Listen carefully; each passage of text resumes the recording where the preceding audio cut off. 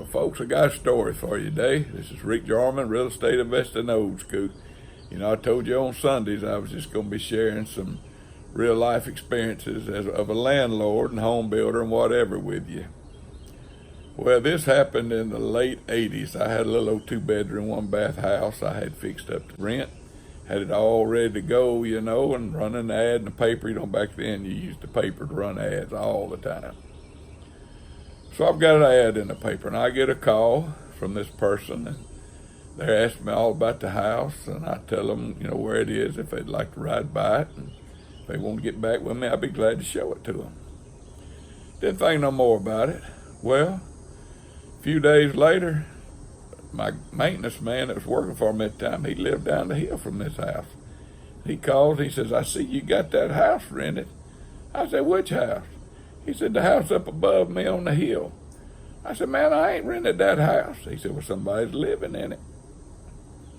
So I ride out there, and sure enough, somebody done moved in that house. They'd found a window open and moved in. So I go see my attorney, because I'm thinking, what have I got to do to get these folks out? So I go talk to my attorney. He says, man, you got a victim just like you had rented to him. I said, you're a victim? I said, hell, I didn't let him move in that house. He said, it doesn't matter. Alabama law says let's squatting in there. You got to go through the eviction process. And I'm thinking, I bet you I don't. So anyway, I go back next day. I make me up a little letter. And I take it out there and I stick it in the door. I said, if you're not out of this property in 24 hours, the sheriff will be here to arrest you. Well, folks, that wasn't legal, but it must have worked because they got out of there. And I was glad. That saved me a lot of money. But, you know, you never dream of something like that happening, but that's a true story, folks. It happened. And now I'm going to leave you with a joke. Some of y'all like my joke last Sunday, so we'll leave you with another one. And you know, I got a big following in New York. I love my folks in New York because they always tell me, when you coming? I'm going to come out there. But you know, this guy was talking to this lady, this old lady, and he's telling her, said, look, I'm fixing to go to New York, the big city. You know, he's an old country boy down here in Alabama.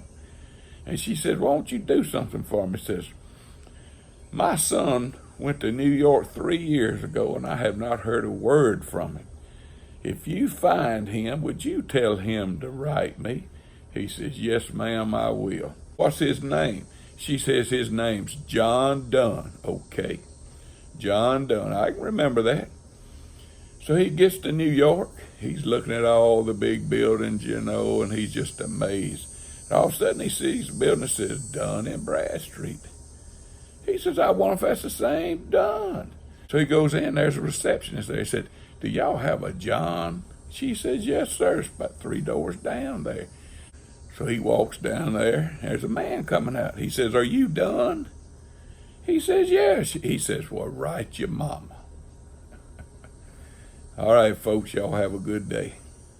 Well, folks, I thought I'd better come back and tell you, just in case you didn't get that joke. I know when I told my wife the joke, she didn't get it. The John is the bathroom.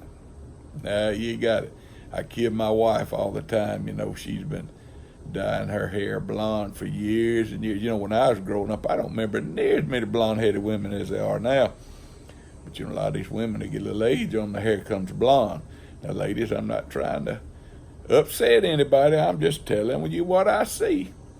So anyway, I kid my wife all the time. I say, I believe them roots have done took hold. I'm gone this time. Y'all have a good day.